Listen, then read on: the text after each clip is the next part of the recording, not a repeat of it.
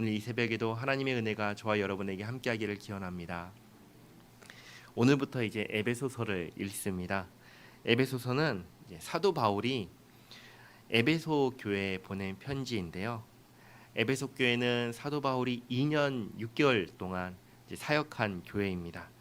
끈끈한 애정이 있었고 마지막에는 이제 이별을 할 때 밀레도라는 항구 도시에서 눈물로 이별을 했던 그런 깊은 관계를 갖고 있는 교회입니다.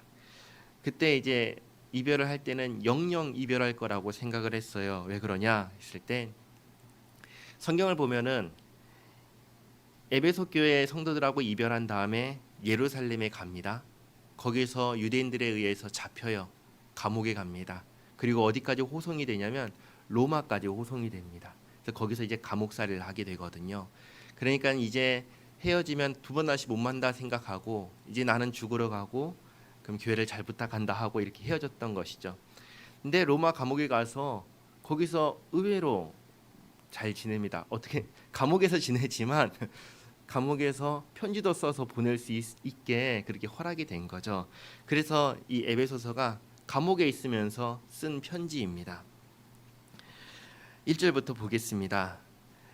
편지를 쓴 사람은 누구냐면 사도 바울이고요. 사도 바울이 자신이 예수님의 사도가 된 것은 자기 뜻으로 된 것이라고 하지 않고 하나님의 뜻으로 된 것이다 라고 말합니다. 예수님의 사도가 되었으니까 무엇을 할까요? 예수님을 전하는 것이죠. 복음을 전하는 것입니다. 예수님을 전하고 복음을 전하는 것이 사도 바울의 사명이었습니다. 그래서 평생을 복음을 전하다가 이제 죽지요. 자, 바울이 편지를 보냅니다. 받는 사람은 누구죠? 에베소 교회죠. 그리고 에베소 교회이면서 또 누구한테 보낸다고 하냐면 그리스도 예수 안에 있는 신실한 자들이라고 말합니다. 다르게 말하면 에베소에 있는 교회만을 향해서 쓴 편지가 아니라 그들을 포함해서 모든 예수님을 믿는 모든 사람들에게 쓴 편지가 에베소서다라고 보시면 되겠습니다. 2절 은혜와 평강이 있기를 바랍니다. 은혜는 하나님께서 거저 주시는 것입니다. 평강은 그 은혜로 인해서 우리에게 주어지는 것입니다. 모든 하나님께 은혜를 받은 사람은 그 심령 속에는 무엇이냐면 평안이 있습니다. 평화가 있습니다. 왜 그런가? 3절 찬송하리로다 라고 시작을 합니다. 지금 사도 바울이 어디에서 쓴 편지라고 말씀드렸죠? 감옥이죠. 여러분 감옥에서 찬송할 수 있나요? 근데 바울은 찬송을 합니다. 감옥에 있으면서 찬송할 수 있다. 어떻게 그럴 수 있을까요? 사도 바울을 보면은 이 땅에서 어떤 형편과 어떤 상황에서 우리가 살고 있느냐가 중요하지 않다라는 것을 알게 됩니다. 부자든 가난하든 건강하든 병들었든 자유인이든 노예든 억울하게 감옥에 있든 그런 건 전혀 문제가 되지 않습니다. 감옥에 갇혀 있으면서 교회를 향해 편지를 씁니다. 그러면서 제일 먼저 하는 말 찬송하리로다라고 얘기합니다. 왜 찬송을 하는가? 왜 찬송을 할 수 있는가? 3절 보시면 하나님께서 하늘에 속한 신령한 복을 우리에게 주셨다라고 말씀하십니다. 하나님께서 하늘에 속한 신령한 복을 우리에게 주셨기 때문에 찬송할 수 있다라는 것이죠. 찬송하는 것이죠. 땅에 속한 복이냐? 아닙니다. 하늘에 속한 복입니다. 어떤 복일까요?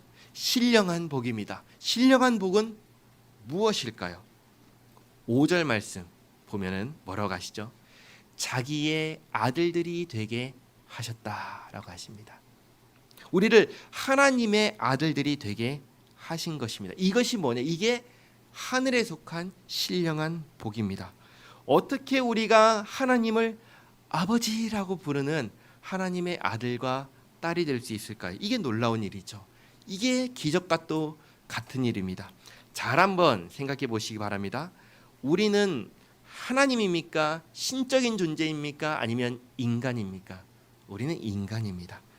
늙고 병들어 죽는 인간입니다. 무능하고 무력한 인간입니다. 게다가 죄인입니다. 마음과 생각이 부패한 우리가 생각하는 바가 선하고 아름답고 거룩한 것이 없는 죄인입니다. 게다가 더 나아가서 하나님을 떠난 죄인입니다.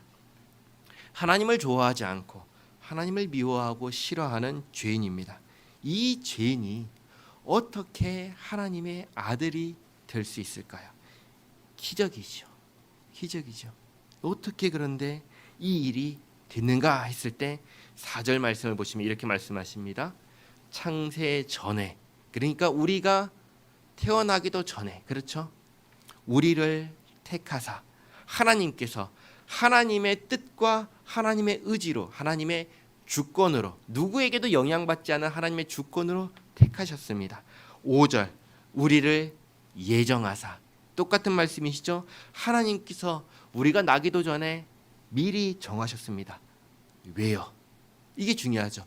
왜 그렇게 하셨는가? 4절, 사랑 안에서, 그쵸? 사랑하기 때문입니다. 죄인인 우리를 사랑하셔서, 그래서 죄인인 우리를 그 사랑 안에서 흠없게 하시려고, 깨끗하게 하시려고, 거룩하게 하시려고, 사랑하셔서 그 사랑 안에서 거룩하고 흠이 없게 하시려고 택하신 거예요. 그리고 예수님을 보내주신 거예요.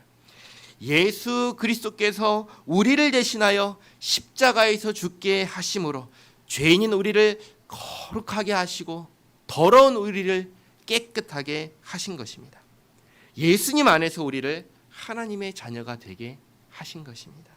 우리에게 어떤 조건이나 자격 있나요? 없지요. 아무것도 없지요. 그래서 6절 보시면 그가 사랑하시는 자 안에서, 누구예요? 예수님 안에서 우리에게 어떻게 주신다고 하시죠? 거저 주시는 바, 아무 대가 없이 주시는 것입니다. 하나님께서 우리에게, 우리가 있기도 전에 사랑하셔서 택하시고 아들 예수님 보내주셔서 거룩하고 흠없게 만들어주시고 우리를 어떻게 하신 거예요? 하나님의 아들과 딸이 되게 하신 거예요. 이게 뭐냐?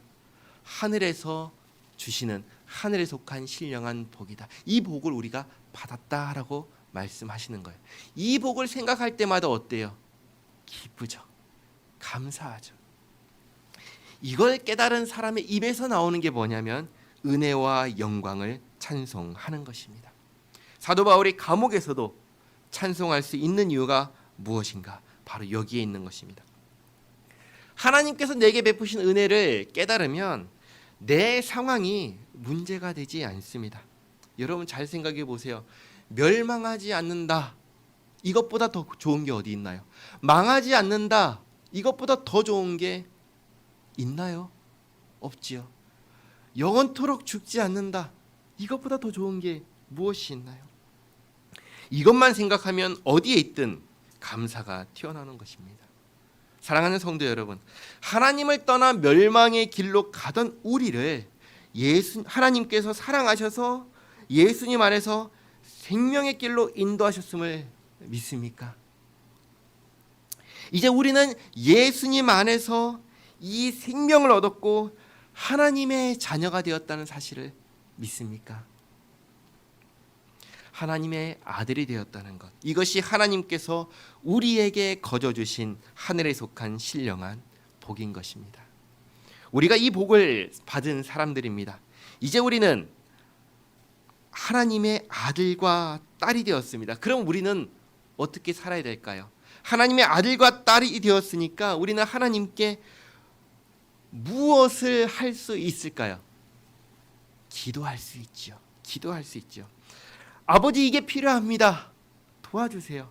아버지, 돈이 필요합니다. 도와주세요. 하나님, 건강이 필요합니다. 하나님, 건강을 주시옵소서. 기도할 수 있죠. 특권이지요.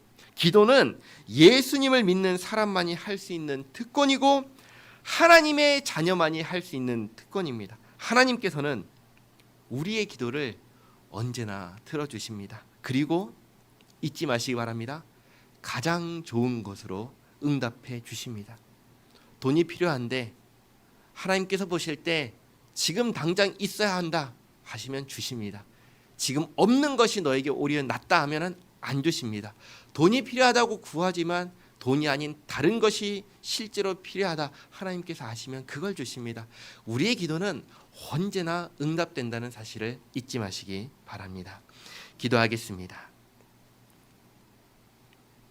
하나님, 이 새벽을 깨워서 피곤하고 지친 몸 인도하여서 주님 앞에 나와서 말씀 듣고 기도하게 하시니 감사드립니다. 하나님을 떠난 죄인을 우리 편에서의 어떠한 회개나 어떠한 공로나 선함에 근거하지 않고 착해서 된 것이 아니라 오직 창세전에 택하셔서 예정하시고 예수님 안에서 하나님의 아들들이 되게 하신 하늘에 속한 신령한 복을 주시니 감사합니다. 예수님을 옷 입어 거룩하고 흠없게 만드셨사오니 이 땅 가운데 주님의 영광을 찬양하고 주님의 영광을 드러내는 우리 모두가 되게 하옵소서. 하나님, 이 교회를 우리 교회를 기억하여 주시옵고 이 땅 가운데 주님의 은혜와 주님의 영광과 정말 세상을 사랑하시는 주님의 사랑을 드러내는 교회 되게 하옵소서. 하나님, 우리 원로 목사님, 박종동 목사님, 그리고 치유가 필요한 성도를 기억하시고 치유하고 회복시켜 주시옵소서.